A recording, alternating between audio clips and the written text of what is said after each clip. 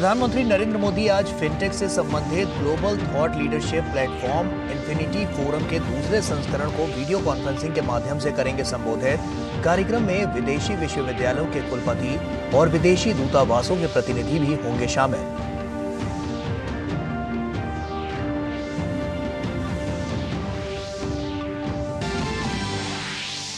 प्रधानमंत्री मोदी आज video conferencing के माध्यम से विकसित भारत संकल्प यात्रा के लाभार्थियों से करेंगे संवाद। कार्यक्रम में देश भर से हजारों लाभार्थी वर्चुअल रूप से होंगे शामिल।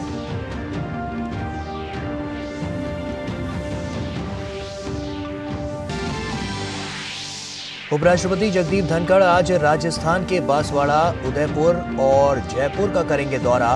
गोविंद गुरु ट्राइबल यूनिवर्सिटी में छात्रों और शिक्षकों के साथ करेंगे संवाद।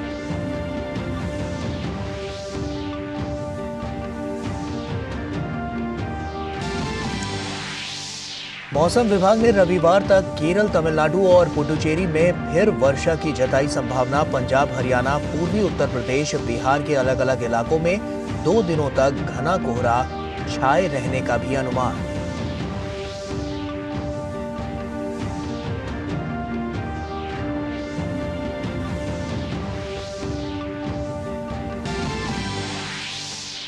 खेल की खबरों में महिला क्रिकेट में भारत और इंग्लैंड के बीच 3 मैच की T20 सीरीज का दूसरा मुकाबला आज शाम मुंबई के वानखेड़े स्टेडियम में। भारतीय टीम के सामने सीरीज बचाने की चुनौती।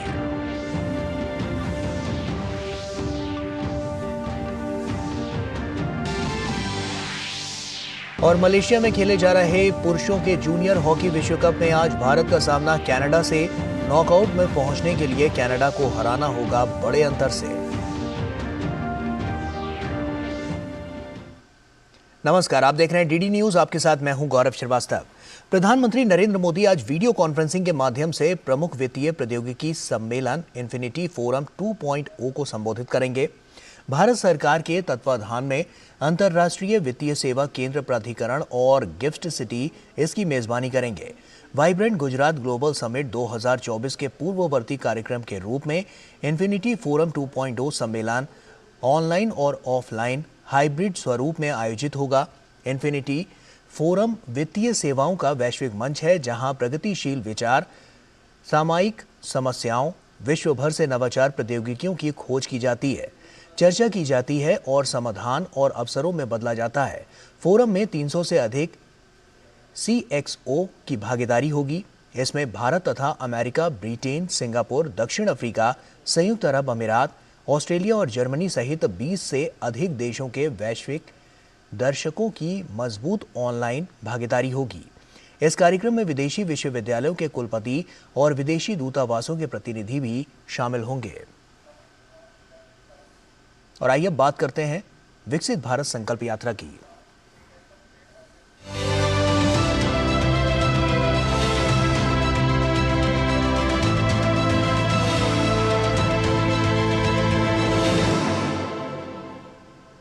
प्रधानमंत्री नरेंद्र मोदी आज दोपहर करीब 12:30 बजे वीडियो कॉन्फ्रेंसिंग के माध्यम से विकसित भारत संकल्प यात्रा के लाभार्थियों के साथ बातचीत करेंगे। इस अवसर पर प्रधानमंत्री सभा को संबोधित करेंगे। इस कार्यक्रम में देश भर से हजारों विकसित भारत संकल्प यात्रा लाभार्थी वर्चुअल रूप से शामिल होंगे। कार्यक्रम के दौरान पूरे देश के 2000 से अधिक VBSY वैन, हजारों कृषि विज्ञान केंद्र और सामान्य सेवा केंद्र भी जुड़े रहेंगे। कार्यक्रम में बड़ी संख्या में केंद्रीय मंत्री, सांसद, विधायक और स्थानीय स्तर के प्रतिनिधि भी शामिल होंगे।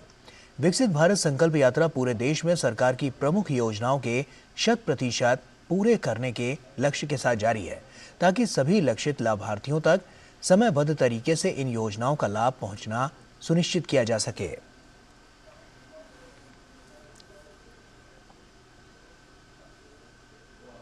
और झारखंड के दूरदराज क्षेत्रों में विकसित भारत संकल्प यात्रा नया उजियारा ला रही है।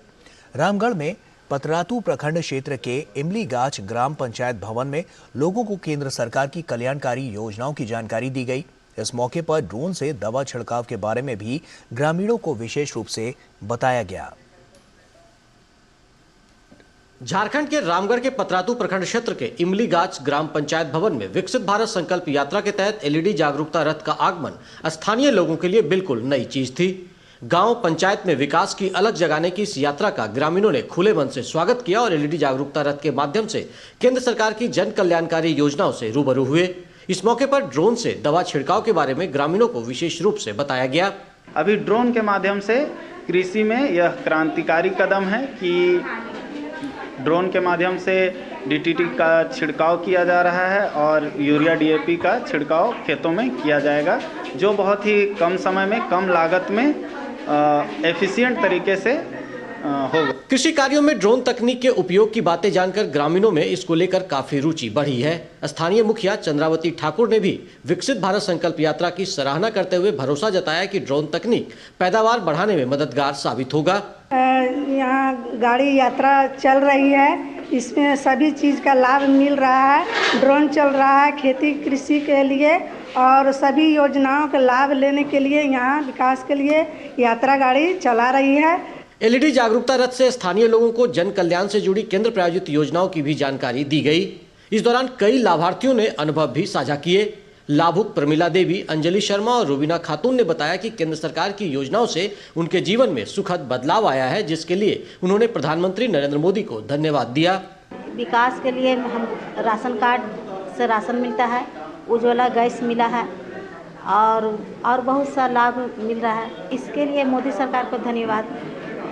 कार्यक्रम में पहुंचे एक अन्य लाभार्थी राजेश कुमार ने बताया कि इमली गाछ ग्राम पंचायत में केंद्र सरकार की जन कल्याणकारी योजनाओं से कई लोग लाभान्वित हो रहे हैं और यह विकास यात्रा अनवरत जारी है। इस पंचायत भवन में विकास योजनाओं के बारे में बताया गया और हमने जो है एलईडी के माध्यम से विकास योजनाओं के बारे में जानकारी हासिल किया और मुझे लगता है कि उसका लाभ हमको मिलेगा। विकसित भारत संकल्प यात्रा ने निश्चित रूप से झारखंड के दूरदराज के क्षेत्रों में नया उजियारा लाया है। जिन लोगों तक जानकारी के अभाव में विकास की किरण नहीं पहुंच पा रही थी, अब वो केंद्र प्रायोजित योजनाओं से अवगत होकर सफलता की सीढ़ी चढ़ने को तैयार हैं। रामगढ़ से के तिवारी के साथ मैं दिवाकर कुमार। और वहीं विकसित भारत संकल्प यात्रा हिमाचल प्रदेश के 16 विधानसभा की धोरण, थुराल, झरेट, चंबी और घनेटा पंचायतों में पहुंची। इस दौरान केंद्र सरकार द्वारा चलाई जा रही विभिन्न कल्याणकारी योजनाओं की जानकारी दी जा रही है और लोगों की समस्याओं का निराकरण किया जा रहा है। लोगों का हेल्थ चेकअप भी किया जा रहा है। इस मौके पर भाजपा के पदाधिकारी, स्थानीय लोग और लाभार्थी मौजूद रहे। लाभार्थियों ने अपने अनुभव भी साझा किए।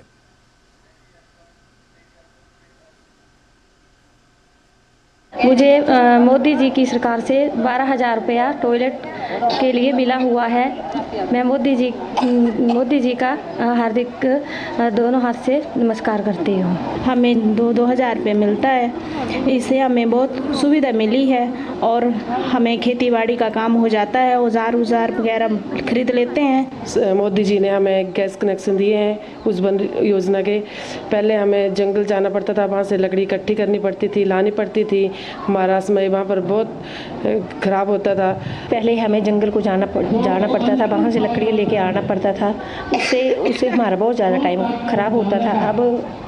अब घर में गैस है तो बुजुर्ग भी ठीक है, धुएं से भी अब राहत है। सर, मुझे 12,000 रुपया मोदी जी की तरफ से तो टॉयलेट बनाने के लिए मिला है, जिससे हम जैसे कि पहले हम बाहर जाते थे खुले में, जिससे कि हम मतलब बहुत ही शर्म महसूस करते थे। इसलिए हमें इसकी बहुत ही सुविधा मिली है, इसलिए हम मोदी जी का बहुत ही धन्यवाद करते, बहुत ही आभारी हैं। प्रधानमंत्री नरेंद्र मोदी द्वारा 15 नवंबर को झारखंड के खूंटी से शुरू की गई विकसित भारत संकल्प यात्रा देश भर में नागरिकों के साथ संबंधों को बढ़ावा देने वाला एक परिवर्तनकारी अभियान बनकर उभरा है। 7 दिसंबर 2023 तक ये यात्रा 36,000 से अधिक ग्राम पंचायतों तक पहुंच चुकी है और 1 करोड़ से अधिक नागरिकों की भागीदारी इसमें देखी गई है। भारत का सबसे अधिक आबादी वाला राज्य उत्तर प्रदेश 37 लाख से अधिक लोगों की भागीदारी के साथ इसमें सबसे आगे है।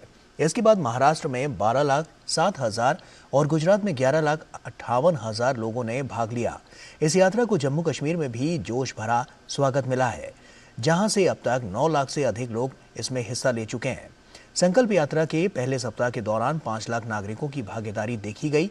पिछले 10 दिनों के दौरान देश भर से 77 लाख से अधिक लोगों ने इस यात्रा में भाग लिया। बहुत ही कम समय में ये यात्रा शहरी क्षेत्र में 700 से अधिक स्थानों तक पहुंच गई है और कुल 79 लाख लोगों ने संकल्प लिया है कि 2047 तक भारत को एक विकसित राष्ट्र बनाने की दिशा में प्रयास करेंगे। इस यात्रा का एक केंद्रीय बिंदु महिला केंद्रित योजनाओं को लेकर जागरूकता बढ़ाना है, जिसके चलते 46,000 से अधिक लाभार्थियों ने पीएम उज्ज्वला योजना के लिए नामांकन किया है। स्वास्थ्य शिविर भी एक बड़ा आकर्षण साबित हुआ है और अब तक 22 लाख व्यक्तियों की जांच की जा चुकी है। अन्य खबरों का रुख करें तो उपराष्ट्रपति जगदीप धनखड़ आज राजस्थान के दौरे पर रहेंगे। अपनी इस यात्रा के दौरान उपराष्ट्रपति सबसे पहले उदयपुर पहुंचेंगे, जहां से बांसवाड़ा जाएंगे और वहां त्रिपुर सुंदरी मंदिर में दर्शन व पूजा अर्चना करेंगे। इसके बाद उपराष्ट्रपति गोविंद गुरु ट्राइबल यूनिवर्सिटी पहुंचेंगे और वहां यूनिवर्सिटी के छात्रों और शिक्षकों के साथ संवाद करेंगे। इस अवसर पर उपराष्ट्रपति ट्राइबल यूनिवर्सिटी के छात्रों के साथ लंच भी करेंगे। प्रधानमंत्री नरेंद्र मोदी ने शुक्रवार शाम को लाल किले में प्रथम भारतीय कला, वास्तुकला और डिजाइन बिएनएल 2023 का उद्घाटन किया। IAADB का आयोजन देश में एक प्रमुख वैश्विक सांस्कृतिक पहल को विकसित करने और संस्थागत बनाने के प्रधानमंत्री के विजन के अनुरूप किया जा रहा है। प्रधानमंत्री ने आत्मनिर्भर भारत सेंटर फॉर डिजाइन का भी उद्घाटन किया।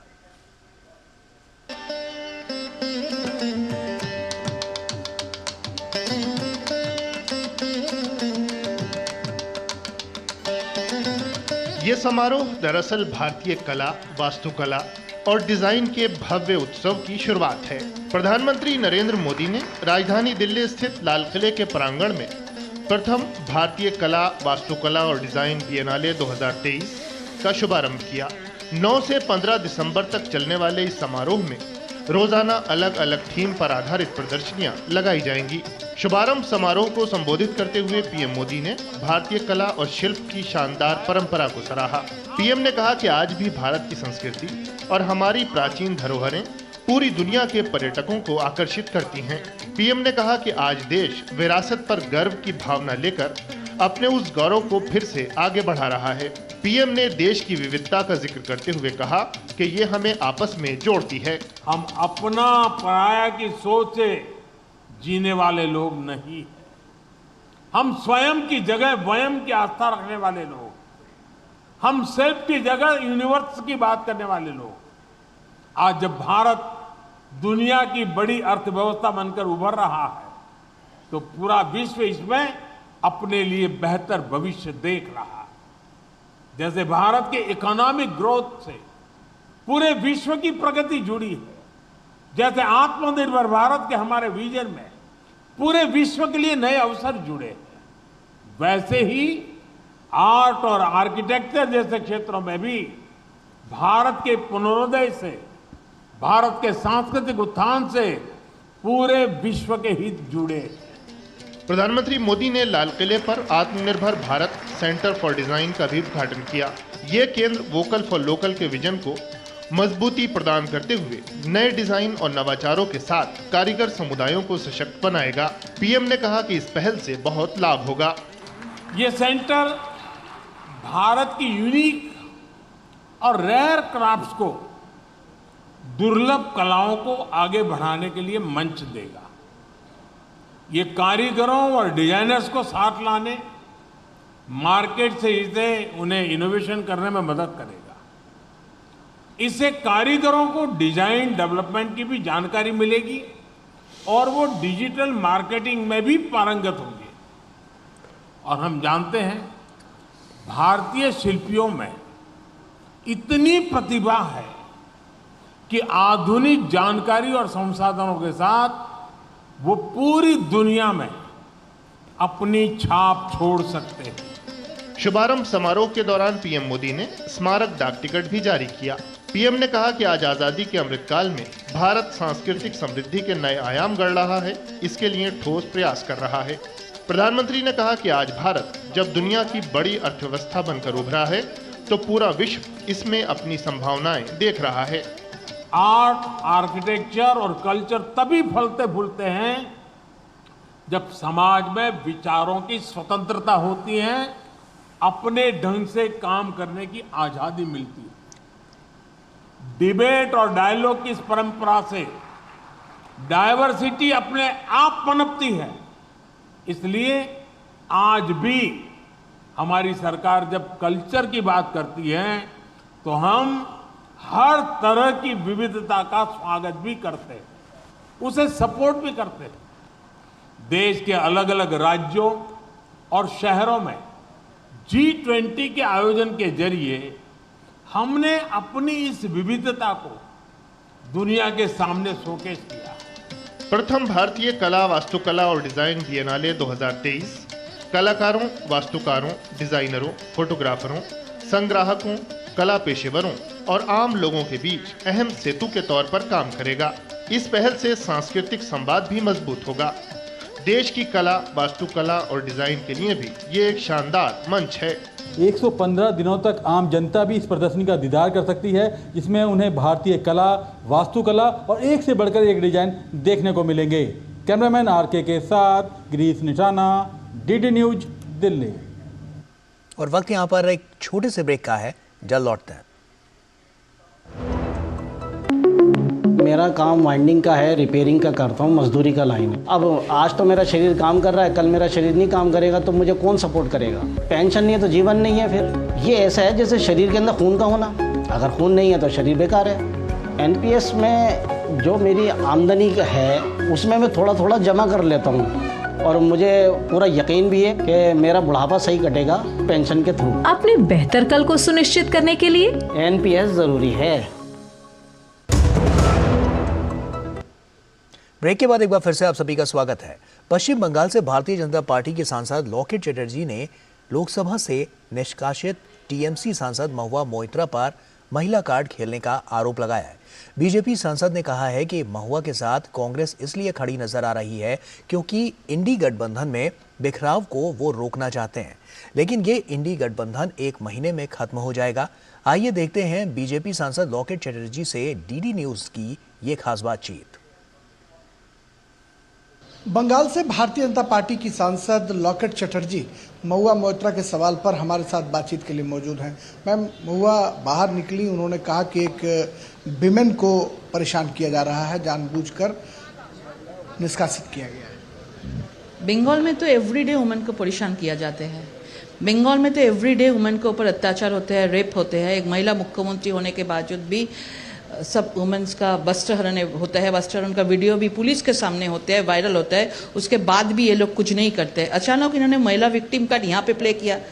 बंगाल में होना चाहिए था, लेकिन जो चोरी किया है, चोरी करने के बाद ये मतलब कार्रवाई को वस्त्रहरण बोलते हैं। कार्रवाई का दूसरा वर्ड क्या वस्त्रहरण होता है। हम लोग चुन के आते हैं कि प्रतिनिधि होके, नॉट महिला होके। महिला भी आते हैं, पुरुष भी आते हैं, लेकिन यहाँ पर महिला विक्टिम कार्ड प्ले करना ये उचित नहीं है। एक जो चौंकाने वाली बात दिखाई पड़ी कि निष्कासन के बाद जब वो बाहर निकली, वो सांसद TMC की हैं, लेकिन उनके साथ राहुल गांधी और सोनिया गांधी नजर आ रहे थे। तो ऐसा माना जा रहा है कि कांग्रेस जो है वो महुआ के सवाल पर कहीं ना कहीं सत्ताधारी पार्टी को घेरने की तैयारी कर रही है। इसको कैसे देखती है? कांग्रेस का कुछ है क्या? अभी तो कुछ बचा नहीं है कांग्रेस का, इसलिए तो TMC को, तो अभी TMC को कांग्रेस का ज़रूरत था, अभी कांग्रेस को TMC को ज़रूरत है, इसलिए पास आके खड़ा हो गया है। सब लोग अपना अपना बचने के लिए ये सब INDIA का मतलब टीम बनाया है। ये टीम भी 1 महीने बाद खत्म हो जाएंगे। कैमरामैन प्रमोद नेगी के साथ संसद भवन से मैं राजेश राज, DD न्यूज के लिए। और नई दिल्ली स्थित लाल किले में भारतीय कला, वास्तुकला और डिजाइन पर आयोजित की गई प्रदर्शनी में कलाकार नायाब कला के नमूने पेश कर रहे हैं। इन्हीं में से एक हैं कलाकार शिखा। इनके हाथों से की गई चित्रकारी भी प्रदर्शनी में अपनी अलग पहचान बना रही है। शिखा से उनकी चित्रकारी को लेकर खास बातचीत की हमारे संवाददाता गिरीश निशाना ने।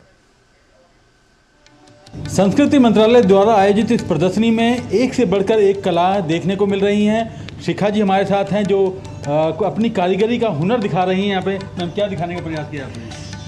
वैसे मैं तो आई एम वेरी हैप्पी कि मैं इस कल्चर, इस बिनाले का एक पार्ट बनी हूँ। वैसे मेरे प्रोडक्ट्स जो है वो ऑर्डिनरी से एक्स्ट्रा ऑर्डिनरी की तरफ लेके जाते हैं। जैसे थोड़ा सा curated, hand painted, thematic subject है ये। और जैसे कि आप देख सकते हैं अलग अलग नेचर और ये सब डिपिक्ट करते हैं इंसान के। कहाँ से आपको प्रेरणा मिली और किस तरह से आपने इनकी शुरुआत की? इसकी शुरुआत तो घर से ही हुई है कि जैसे मैंने कुछ प्रोडक्ट्स बनाए मेरे हस्बैंड के लिए या फैमिली मेम्बर्स के लिए हो, बस वहीं से मेरे हस्बैंड ने थोड़ा पुश किया और मैं आज यहाँ पर हूँ बिनाले में। आपके इन उत्पाद की क्या खासियत है और औरों से कैसे अलग है? ये एक थीमेटिक है बेसिकली, जो आपके मन में है या जो आप चाहते हैं वो मैं इस प्रोडक्ट पर, फैब्रिक पर उतारने की कोशिश करती हूँ। जैसे आप देख पाएंगे इधर 26 जनवरी या 15 अगस्त के लिए अगर आप कुछ स्पेशल पहनना चाहोगे तो वो हिसाब से I am proud to be Indian, या फिर जैसे ये राम जी के हिसाब से बनी हुई शॉल है तो जैसे क्यूरेटेड है, थीम्ड है। अपने आप में अलग हटकर ये प्रदर्शनी है, इसके लिए क्या कहना चाहेंगे, क्योंकि पीएम ने इसका उद्घाटन किया? ये हमारे लिए एक बहुत प्रोत्साहन वाली बात है कि हम जैसे हाउसवाइफ जो है और घर में कुछ मतलब कुछ दिमाग में तो होता है पर कुछ कर नहीं पाते हैं, तो हमें थोड़ा पुश मिला है पीएम की तरफ से। Thank you. तो कहीं ना कहीं एक अद्भुत प्रदर्शनी कहा जा सकता है। कैमरामैन आरके के साथ गिरीश निशाना, डीडी न्यूज, दिल्ली। प्रधानमंत्री नरेंद्र मोदी को ताजा ग्लोबल लीडर अप्रूवल रेटिंग में सर्वोच्च स्थान मिला है। वैश्विक नेताओं के बीच प्रधानमंत्री नरेंद्र मोदी की दुनिया में सबसे ज्यादा 76% अप्रूवल रेटिंग है। उनके बाद दूसरे नंबर पर मैक्सिको के आंद्रेस लोपेज ओब्राडोर का नंबर आता है, जिन्हें 66% रेटिंग मिली है। वहीं सूची में तीसरे स्थान पर स्विट्जरलैंड के एलन बर्सेट हैं, जिन्हें 58% अप्रूवल रेटिंग दी गई है। इस सूची में चौथे स्थान पर ब्राजील के लूला डा सिल्वा और 5वें स्थान पर ऑस्ट्रेलिया के एंथनी अल्बनीज का नंबर आता है। नई दिल्ली में 62वीं नेटवर्क प्लानिंग ग्रुप द्वारा आयोजित बैठक में पीएम गति शक्ति पहल के तहत 15,000 करोड़ रुपए की 4 बुनियादी ढांचे की परियोजनाओं की समीक्षा की गई। इस बैठक में नीति आयोग के अलावा सड़क परिवहन और राजमार्ग मंत्रालय, रेल मंत्रालय और बंदरगाह समेत बिजली मंत्रालय जैसे विभिन्न बुनियादी ढांचा मंत्रालयों और विभागों के प्रतिनिधि शामिल हुए। बैठक में 2 रेलवे लाइन परियोजनाओं पर चर्चा हुई। पहले में झारखंड राज्य में 127 किलोमीटर तक फैली ग्रीनफील्ड रेलवे लाइन शामिल है, तो वहीं दूसरी परियोजना में झारखंड और पश्चिम बंगाल में एक ब्राउनफील्ड रेलवे लाइन शामिल है। इसके अलावा लगभग 300 किलोमीटर से अधिक की लंबाई वाली 2 संयुक्त सड़क परियोजनाओं पर भी चर्चा की गई। पहली परियोजना के भीतर छत्तीसगढ़ और झारखंड राज्य शामिल हैं, जिसका लक्ष्य आदिवासी जिलों और वामपंथी उग्रवाद प्रभावित जिलों में सामाजिक आर्थिक स्थितियों का उत्थान करना है। दूसरी सड़क परियोजना असम और मिजोरम में स्थित है, जो इस क्षेत्र में वैकल्पिक कनेक्टिविटी मार्ग प्रदान करती है। वहीं रेल मंत्रालय द्वारा रेल सागर कॉरिडोर कार्यक्रम पर भी चर्चा की गई, जिसका उद्देश्य 2031 तक रेल और बंदरगाह आधारित कार्गो हिस्सेदारी को बढ़ाना, रेलवे के लिए मॉडल बदलाव में सुधार करने के साथ ही माल ढुलाई के स्वच्छ तरीकों में योगदान करना है। DPIIT लॉजिस्टिक्स के विशेष सचिव ने बैठक के दौरान मल्टी मॉडल कनेक्टिविटी के महत्व पर विशेष जोर देने के साथ ही राष्ट्र निर्माण में इन परियोजनाओं की महत्वपूर्ण भूमिका को रेखांकित किया। इन परियोजनाओं का लक्ष्य पिछड़े और आदिवासी क्षेत्रों में आसान कनेक्टिविटी और संचार नेटवर्क स्थापित करके इन क्षेत्रों को सशक्त बनाने के साथ ही शिक्षा और स्वास्थ्य सेवा को बढ़ाकर विकास के अंतर को कम करना है। गीता हमारे जीवन का सार है और आधार भी। दुनिया की तमाम समस्याओं का समाधान गीता हमको देती है। भगवद गीता पर ब्रह्मा कुमारी संस्था द्वारा गुरुग्राम में 3 दिवसीय सम्मेलन का आयोजन किया जा रहा है, जिसमें देश विदेश के साधु संत और विद्वान भाग ले रहे हैं। कार्यक्रम में भगवद गीता में दिए गए विश्व कल्याण के महत्व पर चर्चा होगी।